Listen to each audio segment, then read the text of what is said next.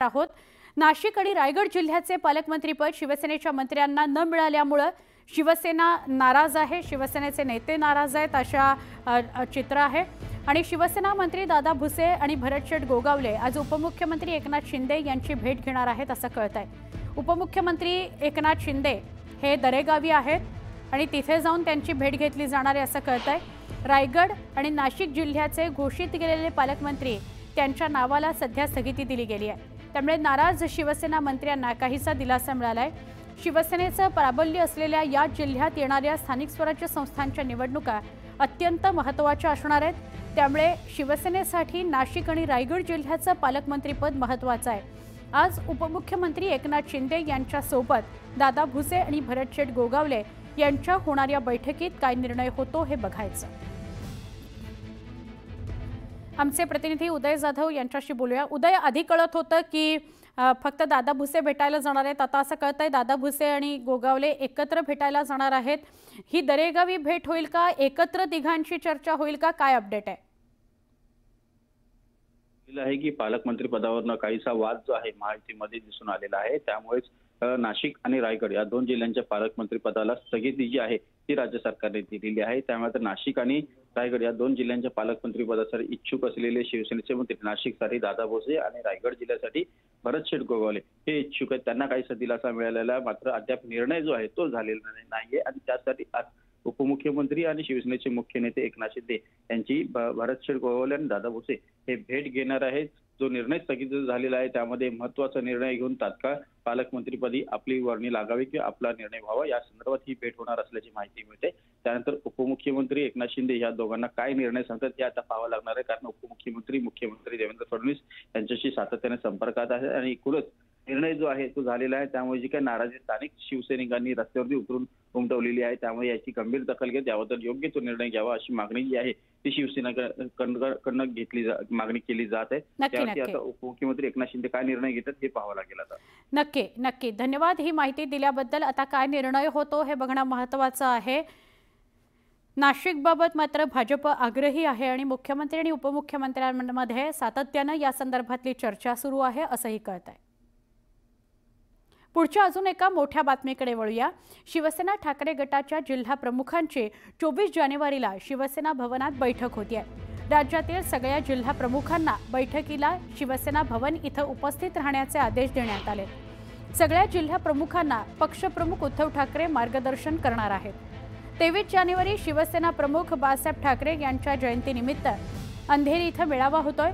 या मेळाव्याला मुंबईतील पदाधिकारी, कार्यकर्ते आणि राज्यातील जिल्हा प्रमुख उपस्थित राहणार आहेत। दुसऱ्या दिवशी शिवसेना भवन इथं उद्धव ठाकरे सगळ्या जिल्हा प्रमुखांना मार्गदर्शन करणार आहेत। 23 तारखेच्या मेळाव्यात उद्धव ठाकरे काय भूमिका मांडतात हे बघायचं।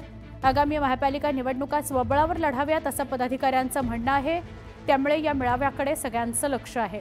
विधानसभा निवडणुकीतील मोठ्या पराभवानंतर राज्यातील सगळ्या जिल्हा प्रमुखांना उद्धव ठाकरे मार्गदर्शन करणार आहेत। एका बाजूला मवियाच्या बैठका सुरू आहेत आणि दुसऱ्या बाजूला शिवसेना आपल्या पदाधिकाऱ्यांशी, जिल्हा प्रमुखांशी बोलणार आहे, त्यामुळे स्थानिक स्वराज्य संस्थांच्या निवडणुकांचीही तयारी आहे का अशी चर्चा आहे।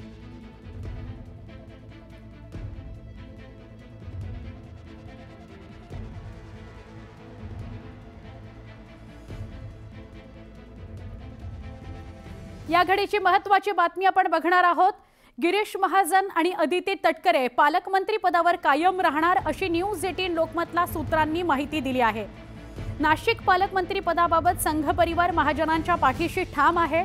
कुंभमेळा नियोजनाच्या पार्श्वभूमीवर हक्काचा पालकमंत्री हवा, यात कसलीही तडजोड नको असं संघ परिवाराकडून मुख्यमंत्री देवेंद्र फडणवीसांना सांगण्यात आलेला आहे। तसा संदेश त्यांच्याकडे गेलेला आहे। आणि रायगडच्या बाबतीत सुद्धा निर्णय बदलणार नाही। राष्ट्रवादी काँग्रेसच्या गोटात पूर्ण विश्वास आहे। पालकमंत्रीपद जाहीर करण्यापूर्वी तिन्ही प्रमुख नेते अमित शहा यांच्यात चर्चा झाली होती। तिन्ही प्रमुख नेत्यांची भुसे गोगावलेंची समजूत काढून नाराजी दूर करण्याचं शिंदे यांना सांगण्यात आलेलं होतं। बैठकीत आश्वासन दिलं गेलं होतं, पण तरीही नाराजी चव्हाट्यावर आली। आधी मंत्रिमंडळ विस्तार, त्यानंतर खाते वाटप, आता पालकमंत्री पदावरून रुसवे फुगवे सुरूच राहिलेले आहेत। पालकमंत्रीपद जाहीर केल्यानंतर नाराजी नाट्य झाल्यामुळे स्थगिती देण्याची सरकारवर नामुष्की ओढावली या सगळ्या बातम्या समोर येणं हे चुकीचंच आहे। आमचे प्रतिनिधी राहुल जोरी यांच्याशी बोलूया।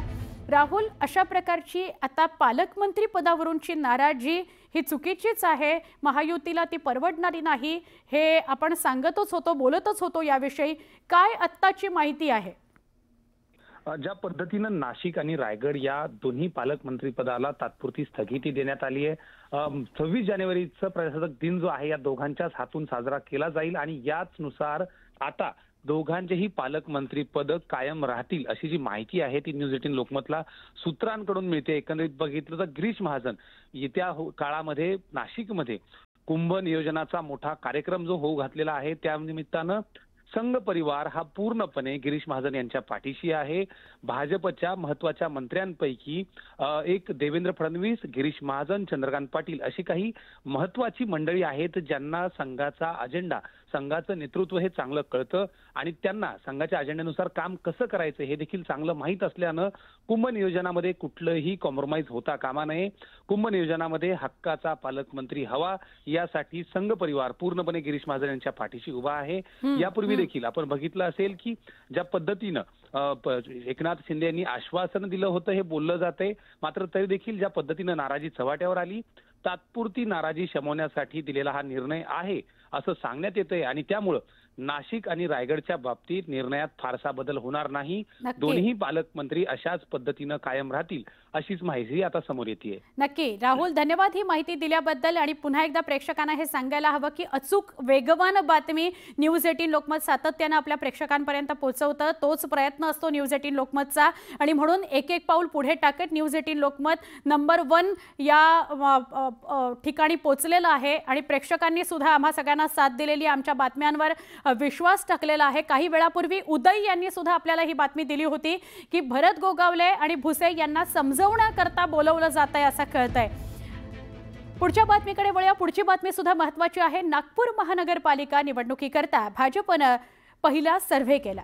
सर्व्हेत भाजपच्या 30 ते 40% माजी नगरसेवकांचा नकारात्मक रिपोर्ट आहे. हे रिपोर्ट कार्ड नकारात्मक आलंय अशी माहिती मिळते आहे. हा सर्व्हे भाजपनंच केला. हा पहिला सर्व्हे आहे नागपूर महापालिकेच्या पार्श्वभूमीवरचा. सर्व्हेत रिपोर्ट नकारात्मक कार्ड असल्यामुळे नगरसेवकांचा पत्ता कट होऊ शकतो. भाजपचे अनेक इच्छुक आहेत ज्यांची धाकधूक त्यामुळे वाढलेली आहे. उमेदवारी देण्यापूर्वी आणखी सर्व्हे केले जाणार आहेत. चांगलं काम करणाऱ्या आणि जनतेला मान्य असणाऱ्या कार्यकर्त्यांनाच संधी दिली जाणार आहे.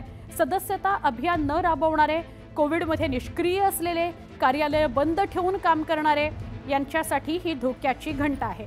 जनतेत सक्रियता, लोकांसोबत व्यवहार, निवडून येण्याची क्षमता या मुद्द्यांवर सर्व्हे केला जातोय. आमचे प्रतिनिधी उदय तिमांडे यांच्याशी बोलूया.